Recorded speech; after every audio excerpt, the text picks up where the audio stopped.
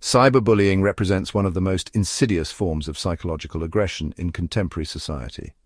Unlike traditional bullying, which occurs primarily in physical contexts such as schools or public spaces, cyberbullying takes place through digital means.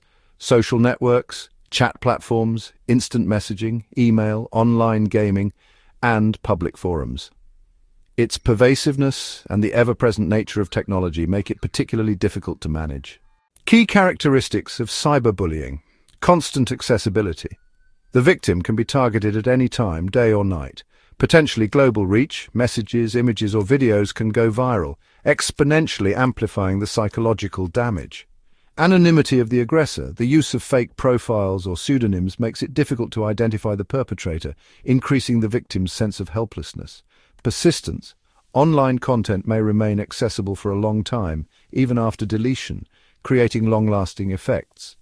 Common forms of cyberbullying: online defamation, publishing or sharing content that demeans or embarrasses the victim; repeated harassment; constant sending of aggressive, threatening or intimidating messages; digital exclusion, intentional isolation from online groups or communities; identity theft or impersonation, creating fake accounts to deceive, manipulate or damage the victim's reputation; cyberstalking, invasive and persistent monitoring of the victim's online activity; doxxing, unauthorized disclosure of personal information intended to cause harm or fear. The repercussions of cyberbullying can be deep and long-lasting, affecting multiple areas of the victim's life. Anxiety and depression often appear as frequent states of worry, sadness, insomnia, and, a loss of interest in daily activities. Low self-esteem and helplessness are also common. Victims may feel inadequate, blame themselves, or experience social isolation. Avoidance behaviors can develop, leading to withdrawal from school, social, or work activities, just to avoid further harm. Physical problems might show up too, like headaches, gastrointestinal disorders, muscle tension, and even chronic fatigue. In the most severe cases, self-destructive thoughts or suicidal ideation may emerge, making immediate intervention absolutely essential. There are several risk factors that can make someone more vulnerable to cyberbullying. Intensive use of social media and messaging platforms is one of them. A lack of family or social support can also play a big role. Sometimes there's difficulty in recognizing the signs of digital aggression. And of course, school or workplace environments with limited attention to bullying prevention can increase the risk as well. So when it comes to prevention and intervention strategies, there are a few important steps to keep in mind.